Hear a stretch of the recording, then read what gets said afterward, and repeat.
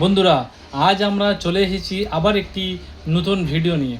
বন্ধুরা, আজকের আমি দেখাবো আপনাদের যে আপনারা ইউরিন টেস্টটি কেমনভাবে করবেন। যাদের প্রেগনেন্সি টেস্ট করার জন্য আপনারা এই কিটটি কেমনভাবে ব্যবহার করবেন আপনারা একটু ভালোভাবে দেখে নিন এবং বুঝে নিন।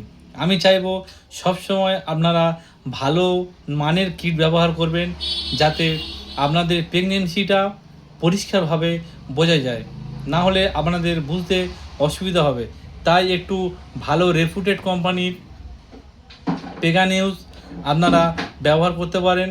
এটি প্রেগনেন্সি টেস্ট করার জন্য খুবই ভালো কার্যকারী করে। বন্ধুরা, আপনারা প্রথমে এই যে একটা প্যাকেট দেখছেন, এই রকম পেগানিউজের একটি প্যাকেটও আপনার থাকবে। এই প্যাকেটটা কাটার পরে দেখবেন এটি একটি কিট পাওয়া যাবে এই রকমের মতো, এই রকম দেখতে একটা এই রকম প্যাকেট পাবে, একটা এই ডপার পাবেন।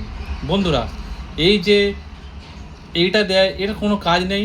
এটা এই কিটটিকে শুকনো রাখার জন্য বা ড্রাই রাখার জন্য এইটা কোম্পানি দিয়ে থাকে। এটা কোনো কাজ নেই, এটা আপনারা ফেলে দেবেন এবং দেখবেন এই রকম একটা কিট আছে আর এর সঙ্গে একটা ড্রপার আছে। আপনারা যে কোনো সময়ে ইউরিন টেস্ট করতে পারেন প্রেগনেন্সি টেস্ট করার জন্য। তবে আমি আপনাদের সাজেস্ট করব যে আপনারা সকালবেলা ঘুম থেকে ওঠার পরে ফার্স্ট ইউরিন যেটা করবেন, ইউরিনটি একটি ক্যাপের মধ্যে ধরে রেখে দেবেন এবং ধরে রেখে দেওয়ার পরে এই যে ডপারটা দেখছেন, এই ডপার দিয়ে ইউরিনটির 8-10 ফোঁটার মতো আপনারা ডপারের মধ্যে ইউরিনটা নেবেন। নিয়ে এই যে ছিদ্র ছোট দেখা পাচ্ছেন, এর মধ্যে 2 থেকে 4 ফোঁটা আপনারা ইউরিনটা দেবেন। ইউরিনটা দিলে দেখবেন আস্তে আস্তে এটা ভেজা ভাব হয়ে যাচ্ছে এবং এখানে একটা প্রথমে দাগ উঠছে। এটা সব ক্ষেত্রেই ওটা দাগ উঠছে।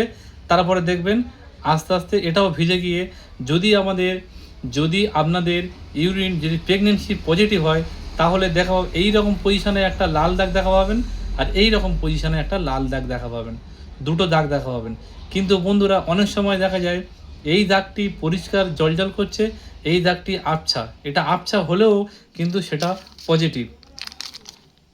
এই দেখুন বন্ধুরা, এই যে আমার হাতে একটি যে কিটের আছে, এইটা এখানে দেখুন, এখানে দেখলে বুঝতে পারবেন। এখানে আমি ইউরিনটা যদি দিই, আমি এই দেখাচ্ছে ইউরিন দেওয়ার জন্য পজিটিভ। এখানে দেখুন, এই একটা আছে, এই একটা দাগ, এই একটা দাগ।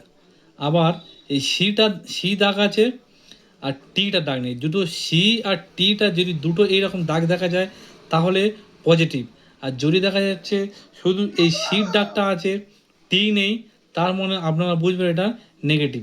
আবার অনেক সময় দেখা যায় এইটা দুটো প্লেন আছে, এতে কোনো দাগ নেই, তার মানে এটা ইনভ্যালিড কিন্তু এটা নেগেটিভ।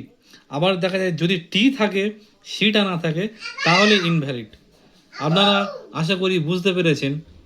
এইভাবে আপনারা এটা ট্রাই করে দেখবেন, খুব ভালো কাজ হবে।